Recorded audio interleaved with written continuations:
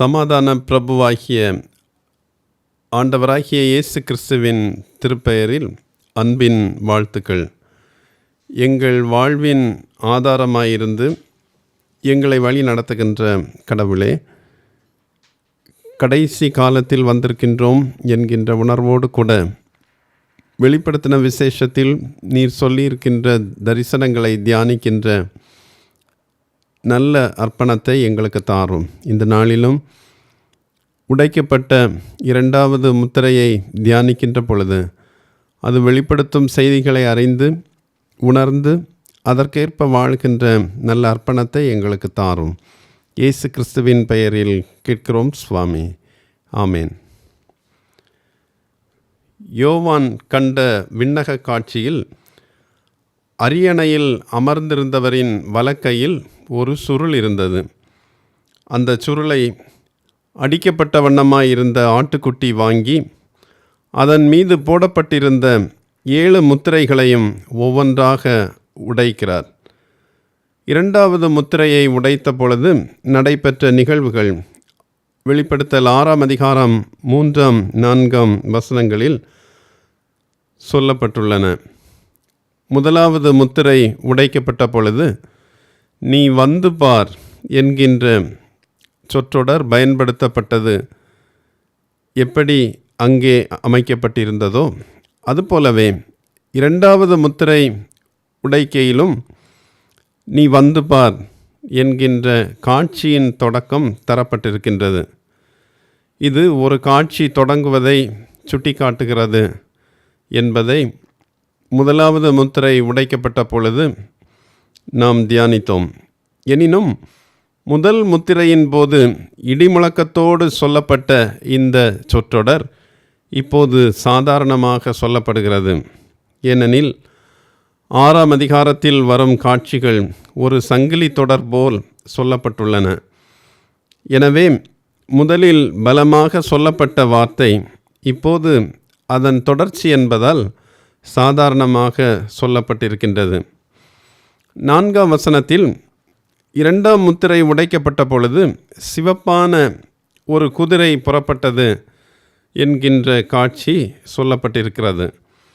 சிவப்பு குதிரை இரத்தத்தின் அடையாளத்தை காட்டுவதால் அது யுத்தத்தின் அடையாளமாக இருக்கிறது என்று நாம் புரிந்து கொள்ளலாம். இரண்டாவது குதிரை மற்றும் அதனுடைய செயல்பாடு பூமியிலிருந்து அமைதியை எடுப்பது என்பதும் 4ஆம் வசனத்தின் பின்பகுதியில் சொல்லப்பட்டிருக்கிறது. மனிதனை மனிதனுக்கு எதிராகவும் நாட்டை நாட்டிற்கு எதிராகவும் சோகமான அழிவின் குழப்பத்தில் நிறுத்தும் அழிவு சண்டைகளாக அவை காட்டப்பட்டிருக்கின்றன. இந்த சிவப்பு குதிரை தோன்றுவதன் காட்சிக்கு 2 பின்னணியங்கள் உள்ளன.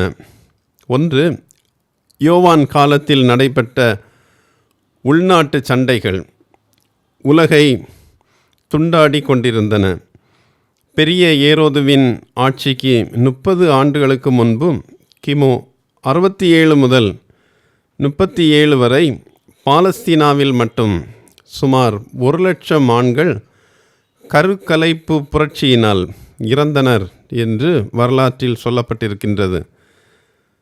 கிறிஸ்துவுக்கு பின்பு 66 முதல் 77 வரை எருசலேமில் போர் நடைபெற்று வந்தது. சில அறிஞர்கள் கிபி 66இல் நீரோ மன்னன் இறப்புக்கு பின்பு நடந்த உள்நாட்டு கலகத்தை சிவப்பு குதிரை காட்சியுடன் ஒப்பிடுகின்றனர்.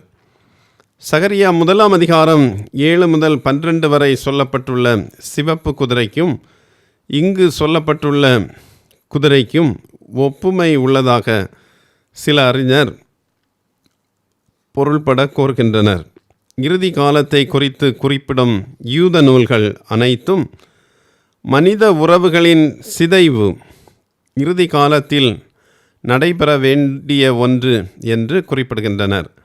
சகோதரன் சகோதரனுக்கு எதிராகவும் அண்டை வீட்டுக்காரனுக்கு எதிராகவும் நகரம் நகரத்திற்கு எதிராகவும் ராஜ்யம் ராஜ்யத்திற்கு எதிராகவும் எழும்பும் என ஏசாயா 19ஆம் அதிகாரம் 2ஆம் வசனத்தில் இறைவாக்காக சொல்லப்பட்டிருக்கின்றது. தற்பொழுது மணிப்பூரில் சகோதரர்கள் ஒருவருக்கொருவர் நடத்தும் இன கலவரங்கள் கூட இந்த வகையில் சிவப்பு குதிரையின் அடையாளம் என்பதை நாம் புரிந்து கொள்ளலாம்.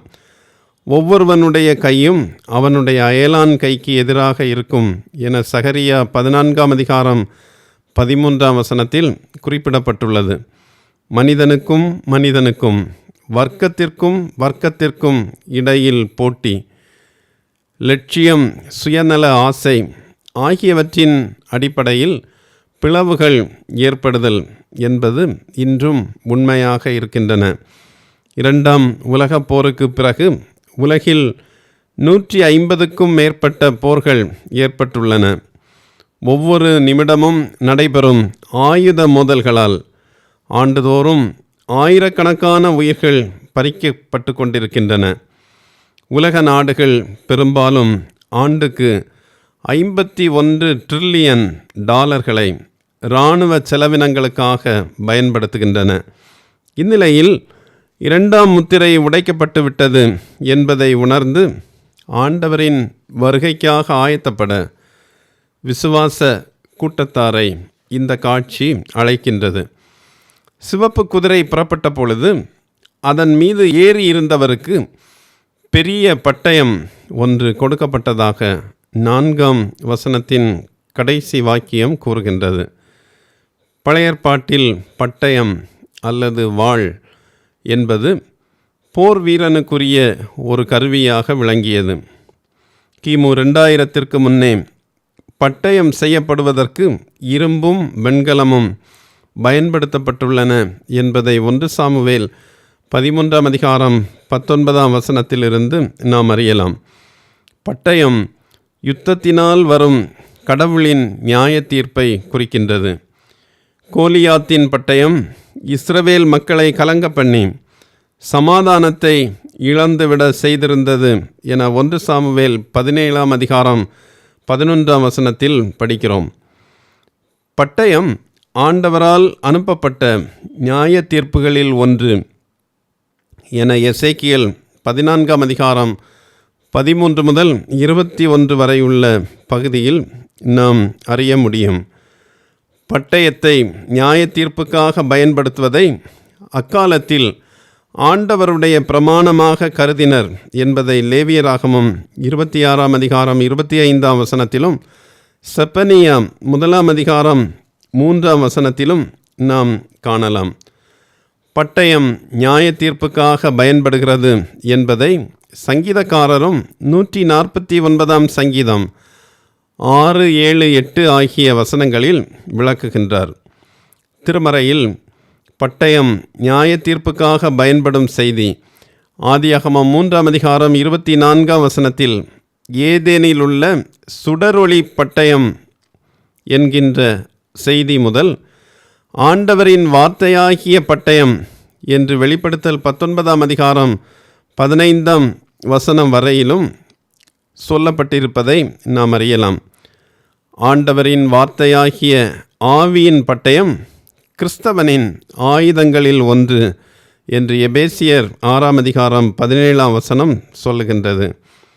ஆண்டவரின் வார்த்தையாகிய ஆவியின் பட்டயம் மனிதனின் ஆன்மா, ஆவி இவற்றின் உள் ஆழங்களை ஊடுருவி செல்கின்றது என எபிரேயர் 4:12 சொல்கின்றது. எனவே நாம் இந்த ஆவியின் பட்டயமாகிய ஆண்டவரின் வார்த்தையை அனுதினமும் படித்து அனுபவமாக்கும் போது சிவப்பு குதிரையில் வருபவனின் நியாய தீர்ப்பு எனும் பட்டயத்துக்கு நாம் தப்ப முடியும்.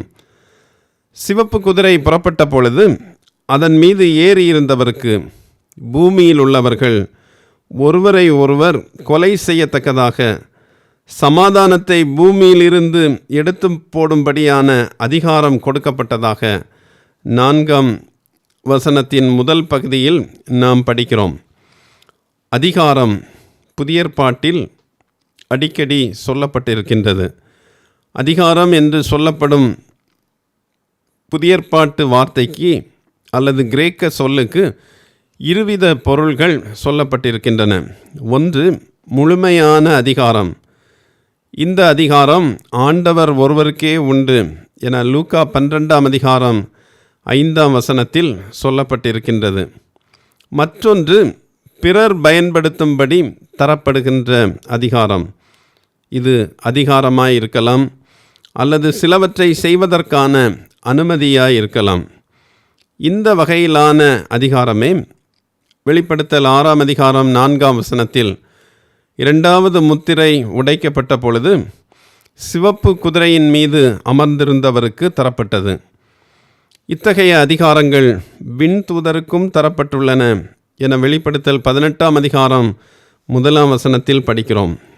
எல்லாவித அதிகாரங்களையும் உற்று நோக்குகையில் ஆண்டவரே எல்லாவற்றின் மீதும் அதிகாரம் படைத்தவர் என்பதை நாம் தெளிவாக அறியலாம். அதிகாரத்தை பிறருக்கு தருவதின் மூலம் ஆண்டவர் உலகை ஆளுகை செய்கின்றார்.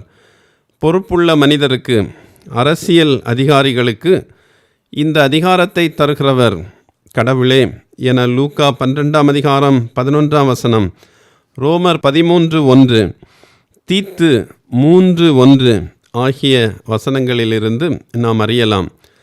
சமாதான பிரபுவாக வந்தவர் இப்போது சிவப்பு குதிரையின் மீது ஏறியிருந்தவருக்கு சமாதானத்தை பூமியிலிருந்து எடுத்து போடும் அதிகாரத்தை கொடுப்பதாக நாம் இங்கே காண்கின்றோம்.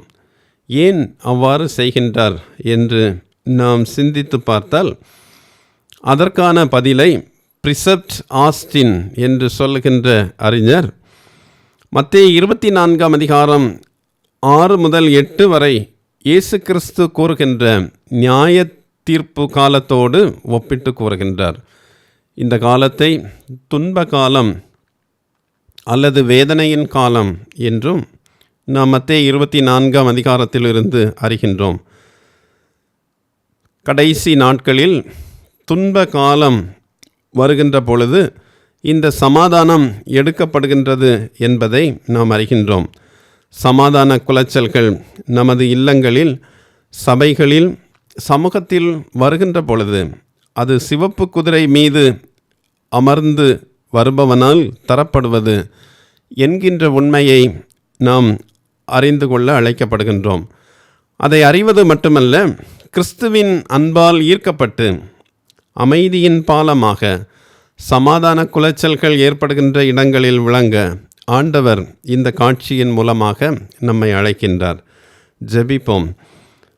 ஆண்டவரே, 2ஆம் முத்திரை உடைக்கப்பட்ட பொழுது சிவப்பு குதிரையின் மீது ஏறியிருந்தவருக்கு வாள் கொடுக்கப்பட்டு பூமியின் மீது சமாதான குலைச்சல் ஏற்படுவதற்கான அதிகாரமும் தரப்பட்டது என்று நாம் தியானிக்க ஆண்டவர் எங்களுக்கு அருள் தந்தேன். ஆண்டவரே, இறுதி காலத்தில் நாங்கள் வந்திருக்கின்றோம் என்பதை உணர்ந்தவர்களாக சிவப்பு குதிரையின் போர்கள், அவனால் ஏற்படுத்தப்படுகின்ற பகைகள் எங்களுடைய காலத்திலும் ஏற்பட்டு கொண்டிருக்கின்றது என்கின்ற உணர்வோடு கூட நாங்கள் எங்களை ஆயத்தமாக உம்மை சந்திப்பதற்கு எதிர்கொள்ள தயாராக வைத்துக்கொள்ள எங்களுக்கு நல்ல இதயத்தை தர வேண்டுமென்று மன்றாடுகின்றோம்.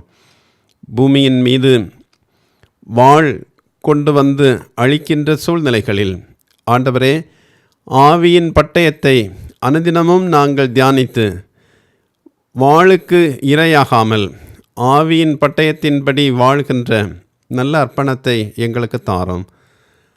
பல்வேறு அதிகாரங்களால் பகைகளும் போர்களும் நடைபெறுகின்ற சூழ்நிலையில் உம்முடைய அதிகாரத்தை நம்பி அமைதியின் பாலமாக எங்களுடைய இடங்களில் செயல்பட அருள் தாரும். இயேசு கிறிஸ்துவின் பெயரில் கேட்கிறோம் சுவாமி. ஆமேன்.